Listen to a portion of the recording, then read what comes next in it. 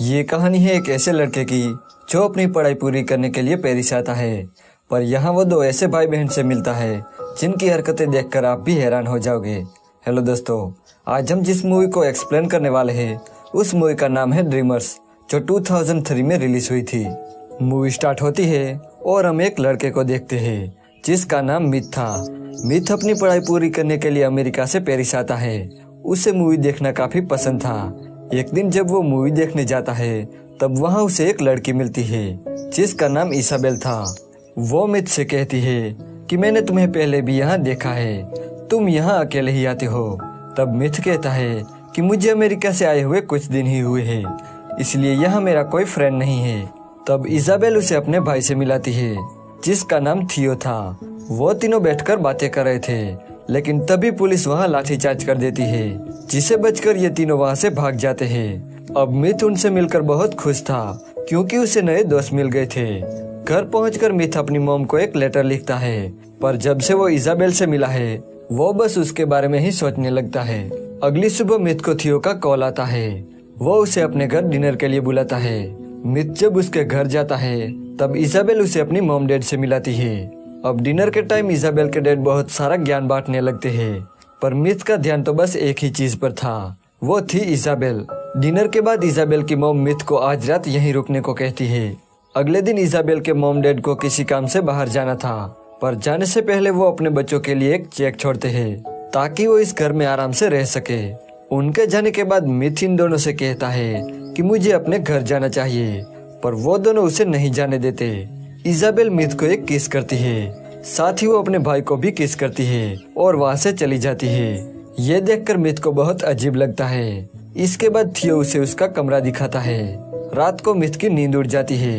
जब वो टॉयलेट से वापस आ रहा था तब उसकी नजर उन दोनों भाई बहन पर पड़ती है जो बिना कपड़ों के एक ही बेड पर सोए हुए थे। ये देखकर मिथ की आंखें खुली की खुली रह जाती है क्योंकि अब तक वो इसाबेल के सपने देख रहा था। वो चुपचाप अपने कमरे में जाके सो जाता है। अगली सुबह इसाबेल मिथ को जगाने आती है। वो उस पर चढ़कर उसे किस करती है।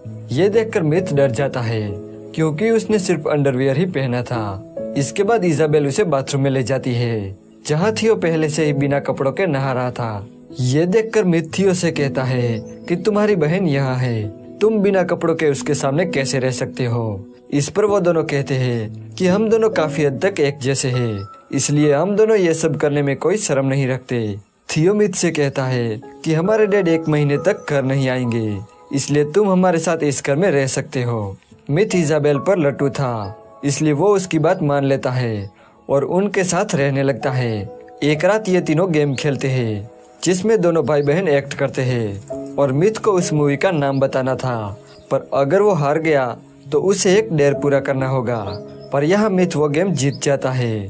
तब वो दोनों भाई बहन कहते हैं कि हमें ऐसे ही किसी इंसान की तलाश थी जिसके साथ हमें एक गेम पूरा करना था। इसके बाद ये तीनों एक आर्ट गैलरी में जाते हैं। वहाँ वो तीनों रेस लगाते हैं, यही उनका डेयर था। वापस लौटते टाइम बारिश होने लगती है जिसे ये तीनों भीग जाते हैं।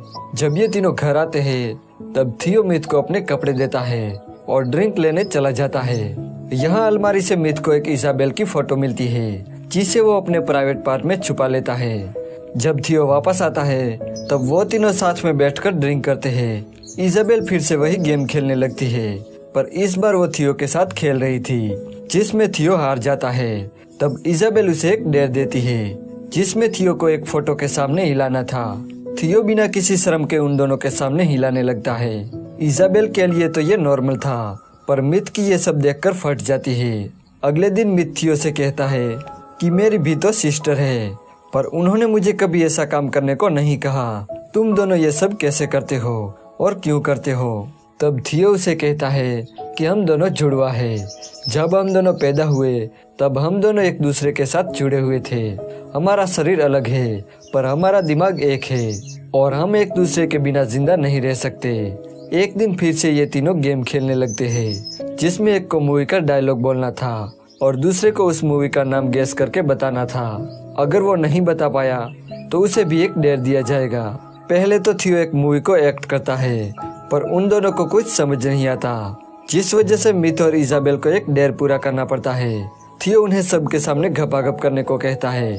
अब डेर के मुताबिक इजाबेल अपने कपड़े उतारने लगती है, लेकिन मिथ की फटके हाथ में आ जाती है, इसलिए वो अपनी इज्जत बचाने के लिए बाथरूम में चला जाता है। जब वो बाथरूम से बाहर आता है तब थियो उसे पकड़ लेता है और दोनों भाई बहन मिलकर उसके कपड़े उतारने लगते हैं। तब मिथ के प्राइवेट पार्ट में इजाबेल की एक फोटो मिलती है, जिसे देखकर वो दोनों हंसने लगते हैं। इसके बाद मिथ और इजाबेल घपाघप करते हैं। यहाँ मिथ को पता चलता है कि इजाबेल अभी भी वर्जिन है। इजाबेल मिथ को बताती है कि हम दोनों एक साथ सोते जरूर हैं, लेकिन हमारे बीच कोई भी फिजिकल रिलेशन नहीं है। ये सुन के मिथ उसे कहता है कि अगर ये बात तुम्हारे पेरेंट्स को पता चली तो क्या होगा। इजाबेल कहती है कि ऐसा कभी नहीं होगा, और अगर उन्हें पता चल गया तो वो सुसाइड कर लेगी। कुछ दिनों बाद इजाबेल और थियो के पास पैसे जो थे वो सारे खर्च हो जाते हैं, क्योंकि अब तक वो काफी अय्याशियां कर रहे थे।